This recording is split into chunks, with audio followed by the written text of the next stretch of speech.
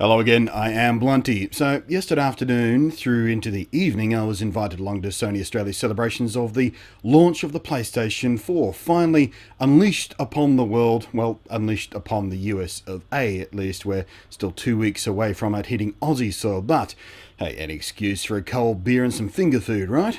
Anyway, we had a lovely view. It was ruined by crappy weather. A bunch of consoles to play the games on, of course, as you'd expect. There was finger food, as I mentioned, which ranged from holy crap, is this made from ground up spiced angel meat, through to, well, this is an inappropriate dish to serve while people are standing around with a drink in one hand, all the way up to, why would you serve this to humans? Are you angry for some reason at the entire mammalian population of Earth? And there was some live music too, which was pretty cool. But most importantly, there was booze, and plenty of it. So I drank deeply of the open bar and had some wonderful conversations with my fellow media types and with community managers and PR people representing the various publishers that were there and everything. And we also had a live feed running of the launch celebrations over in America and the first person to buy himself a PS4 and all the usual bells and whistles and streamers that accompany an event just like this. But I really didn't learn anything new as far as the PS4 goes, which isn't that shocking. I mean, it was launch day in the US, so naturally pretty much all of its secrets had now been explored and exposed to the world. But we did get a nice demo running through the finalized user interface for the first time, so I thought I'd share that with you because you guys might find it interesting, because I did. And spoiler alert, the new UI is so much faster. It is brilliant. It is just leaps and bounds and eons and planetary orbits faster and better and smoother and cleaner and more sensible than the cross-media bar stuff we've been putting up with on the PlayStation 3. Oh, and please forgive the crappier than usual camera work here. I was already 4 or 5 beers in before we got into this bit, and I was shooting with a compact camera because I didn't want to lug around a big kit all night because I knew I'd be drinking and socializing and partying and stuff like that. So I'm just wildly professional like that, you know what I mean? Anyway, thanks for watching. I am Blunty, and please enjoy the presentation of the PlayStation's 4 completed, launch-ready user interface. So I'd like to invite now to the podium, not stage, Patrick Lagana, our marketing manager, who will run you through the UI demo. Thank you.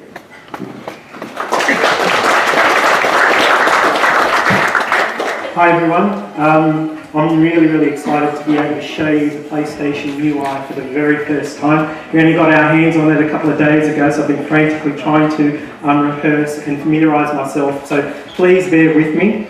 So as Michael mentioned at the start of the presentation, back in February it was a big event. We announced PlayStation 4, but key to that event was that we announced the 5 principles that we think make the foundation of the PlayStation 4. And they are personal, simple, integrated, and social and connected. So these all sound like marketing buzzwords. I know you probably expect that from coming from a marketing person, but throughout the course of this presentation, I want to show you how we've applied these principles in every aspect of the PlayStation 4, but more importantly in the UI, and at the same time demonstrate to you why PlayStation really is the best place to play, and why PlayStation 4 really is for the players. So enough of that, let's start off. This is the screen that users are greeted with when they fire up their PS4. So here you've got all your player profiles that are using the system, very similar to the PS3, but now you've got more graphical representation. A lot of those photos that you see there, they're the avatars or the photos that have actually been pulled directly from Facebook, because you can link your PlayStation Network account to it. So for this presentation, I'm going to use log in. I can use my controller, or I can use the PlayStation Eye camera.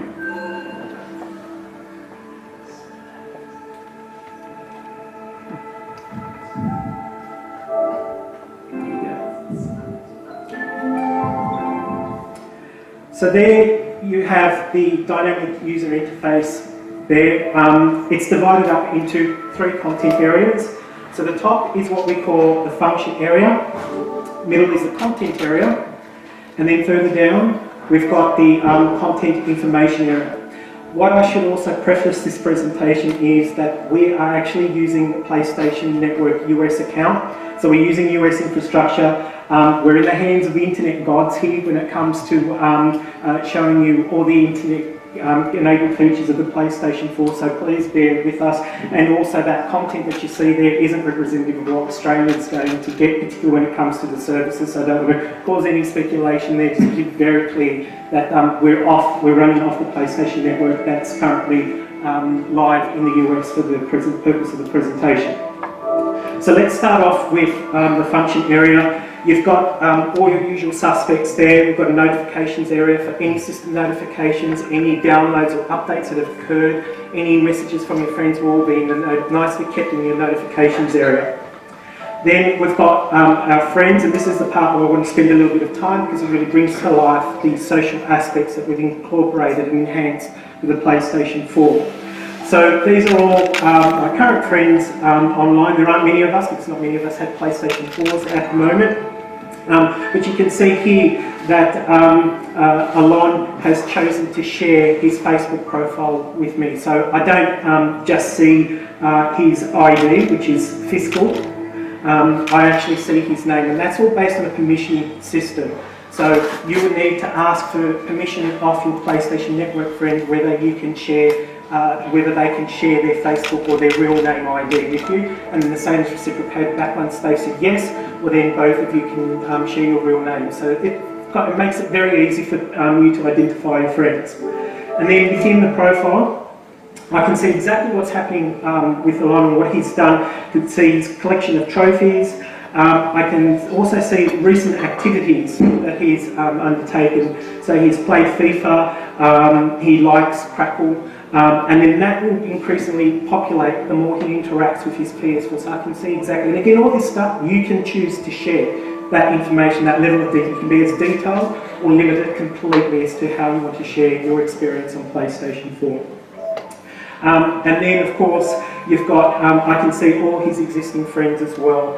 We might have some mutual friends. I might want to befriend some of the other guys that we both know. So that information is all presented within the profile screen. And then, of course, we've got, I can send him a message, and those messages can be text. I can send him a voice message as well. And I can also share any screenshots that I've taken using the PlayStation 4's share button. And then party, we can chat in-game as well. So this is a feature we know that a lot of PlayStation 3 fans have been crying about and wanting, and that is the ability to cross-chat irrespective of what game or what application you're in. So that's the feature, that's what the party feature's there for. So come straight back out again. So messages, we touched on that briefly. That's where you can, it consolidates all your messages so you can quickly access all the messages that you received. Parties, where you can actually set up your party options for chatting. Profile is my profile, quite important as well, because this is where not only do I get to have a look at my recent activity, but I can also control all my privacy settings and edit my profile as well. It's where I bind my Facebook account as well with my PlayStation Network account. And then also there's the captures area. So I can go in there very quickly and have a look at all the content that I've captured, be it in video form or in screenshot form, and from there directly I can share that with my friends. So we jump out of there and almost to the end of the functions area. Trophies is where you can go on and check out not only your trophies but compare that with those of friends. And then the settings menu, again very similar to PS4, it's very, very comprehensive so that you can personalise your PlayStation 4 experience to suit your home theatre setup. You can even set your parental controls as well. So that's all in the settings menu. So now I want to move down to the content area, and this is the what's new, and hopefully the internet gods will be on my side and you'll see that populate the middle in a minute. But this basically consolidates all the PlayStation, all the stories that are coupled on my PlayStation 4, whether that's me interacting with the PlayStation 4, letting me know what trophies, but then it also populates with that of anything that any of my friends have done online. So not having any luck there at the moment, but please hang around afterwards. We'll be able to give you more detail on what that looks and feels like. Probably just needs to reset the router. So bear with us in there. And again, all the content that you see in the content area will have a content area information that enables you to see all dynamic information that the developer may choose to communicate directly with users. So here in Killzone, we can see that all the top row there is being dynamically served to the user. So that may come from Guerrilla Games themselves or from the publisher to let users know any particular news items, encourage them to enter competitions, and you can see there for Killzone that we've got the game manual there as well. The trophies is all the trophies that I've collected and achieved on Killzone. And thankfully, this now shows all the recent activities that have happened with Killzone specifically. So you see a lot of me in there because I'm the only one in the office that's currently playing Killzone and one in the office that really has a PlayStation 4. But this will include anything of any activities that my friends have done with Killzone. So whether they've played online, what they've played, or what levels they've played, any trophies that they've collected, that will be consolidated under the activities section, and each title has a very similar area. And of course here I can go in and rate Killzone, and then that too gets dynamically served to all my friends through their newsfeed. So just jump out of there. So we'll come back to gaming a little bit later on, but what I want to show you now is we've talked a lot about PlayStation being built for players, and that's still very much the heart and soul of the system. But of course we know that our players have enjoyed a lot of the features that we've had with PlayStation 3 and PlayStation Vita, including our music and video services. So we've got Video Unlimited that will continue to offer movies to rent or to own, and they're all the latest blockbuster movies that you expect to find on any service. And again, we've got that dynamic content area that will help users navigate through the content before they actually launch into the store itself to browse a little bit more deeper. But the service that I'm quite excited about is Music Unlimited. Now, Music Unlimited is our music streaming service. Has over 20 million tracks for users to stream directly either to their PlayStation 4 device, PlayStation 3 and PlayStation Vita, but also web, internet and Sony internet connected TVs, and of course your Android or iOS devices. So you can see that the experience and the user interface has actually been deeply integrated within the system of, or the UI of the PlayStation 4. So that means that users aren't actually required to download an application prior to engaging Music Unlimited, because it's almost natively built into the system itself.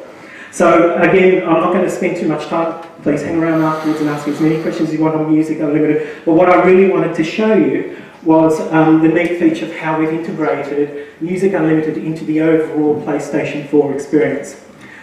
So I think I might start off with a track from The Killers.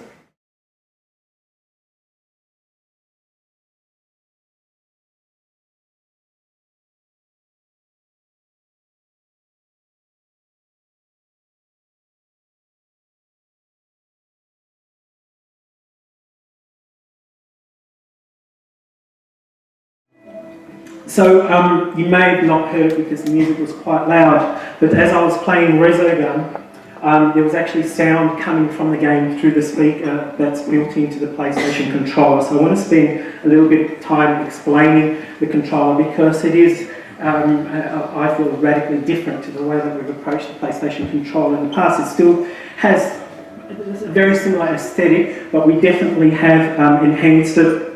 To mention, we've got the speaker that sits at the front, and each game will use that very uniquely. Be very excited to see how some developers utilise that feature to enhance their games. There's improved gyro features in the controller itself, improved vibration functionality within the DualShock 4 controller itself. There's a microphone jack on the bottom there, and that microphone jack you can use and connect your headphones to it directly. You can also use it as a way of communicating to fellow PlayStation members through the PlayStation network.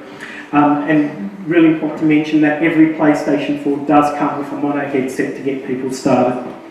And then on the top here, everyone's been quite, well, the feedback we got from the EV Expo, everyone was quite curious to know what the light bar is. The light bar has a few functions. It's used to indicate and identify each of the players, so in multiplayer games, you no longer have the number 1, 2, 3, 4 that you have on the PlayStation 4 as a light indicator. You are denoted by a colour.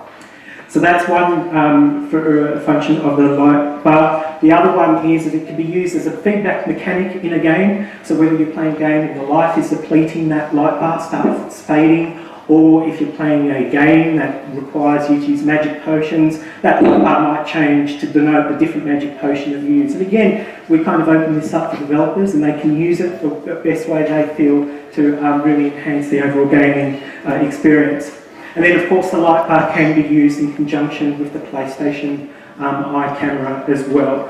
And we've got a really great example of that with the Playroom that we've got demoed in the house, so I encourage you to all check it out. And the Playroom actually is included, preloaded on every PlayStation 4 system just to get people started. So we talked a little bit about the controller. One of the things that excites me most about the controller is the share button. Now, the share button enables you to share your experiences on your PlayStation 4, be it in screenshots or videos. So, and in any time during the game, you can tap the share button to do a screen capture or hold it down for it to actually record a segment of your game. And then once you've done that, by hitting the share button once, you're presented with options to either upload your video clip straight to any of the services. So that could be Facebook. And then you can go in and edit it. The PlayStation 4 can record up to 15 minutes of the last gameplay that you played, so very similar to a PVR. You can go in, edit that, preview it, add comments, title it, and post it straight up to your Facebook page. And the same thing can be said with screenshots, very similar process. The other neat feature is broadcasting your gameplay. So the two services that we've partnered there with are Twitch and Ustream. So your gameplays are broadcasted live. And you don't need to be on a PS4 to view that game. You can actually view that via a link. And we facilitate that by actually allowing you to post a link up on your Facebook page so people can jump online and view your live game broadcast. So that's sharing in a nutshell. Again, urge you to come around later on and we can talk a little bit more about it. And that's the PlayStation 4 controller. But the PlayStation 4 controller is not the only way that you can control your gaming experience with the PlayStation 4. It's only one of many devices, and we talked about integration as one of our founding principles, and PlayStation 4 neatly integrates with your iOS devices and iOS and Android devices, as well, more importantly, with the PlayStation Vita.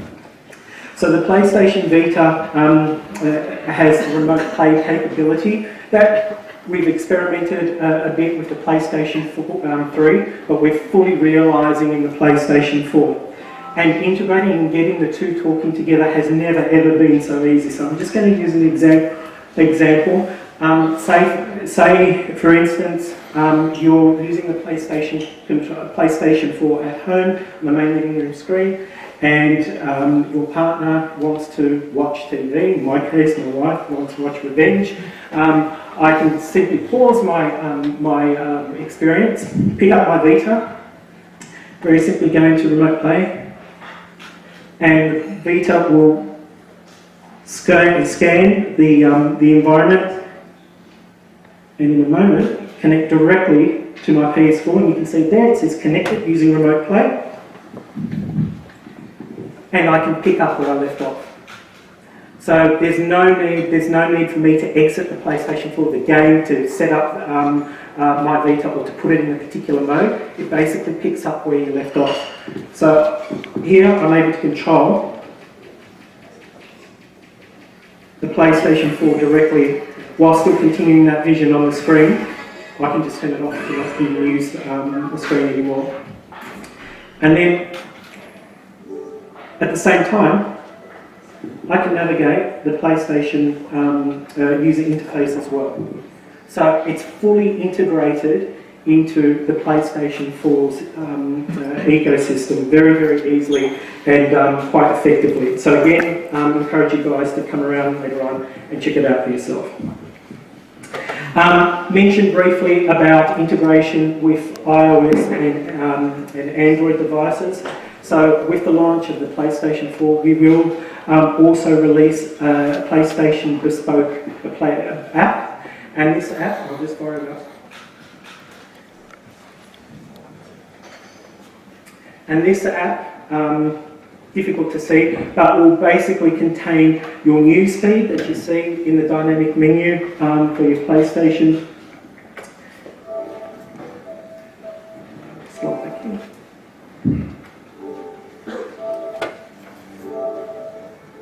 So all your information that you would see in your news feed there will appear on your phone. So you're always connected to your PlayStation experience. You know exactly what's going on, when your friends are online, any invitations that they've sent you. You can actually also text them directly from your phone. You can send them voice messages directly from your phone. You can even take photos on your phone and send it directly to their PlayStation Network account where they'll be able to access it through their message system. So that is completely integrated with the PlayStation 4. And the other great thing about it is that there is also an option to connect your phone directly to your PlayStation 4. So what this will enable you to do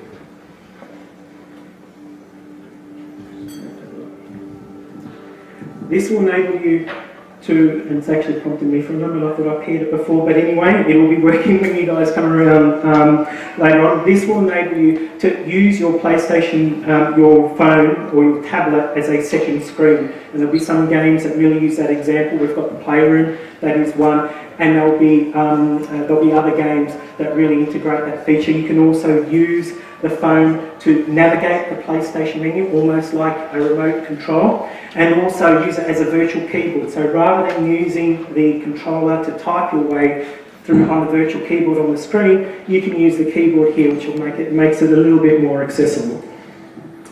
Another key thing about the Android or the iOS app is that it will enable you to shop online at the PlayStation Store. So you'll be able to view content, transact, and actually have that content download to your PS4 by the time you get home.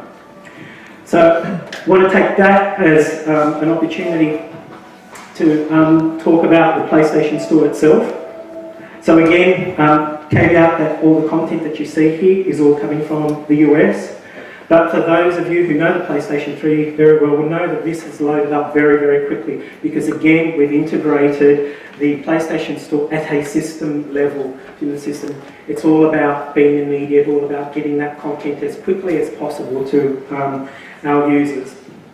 The other great thing, we know that PlayStation 4 games can be quite sizable to download, and we've allowed and included a feature in PlayStation 4 that will allow users to commence downloading their games, get to a point and then start playing the game before the complete download has finished. So we're very excited that we'll be able to get users again as quickly as possible into the action.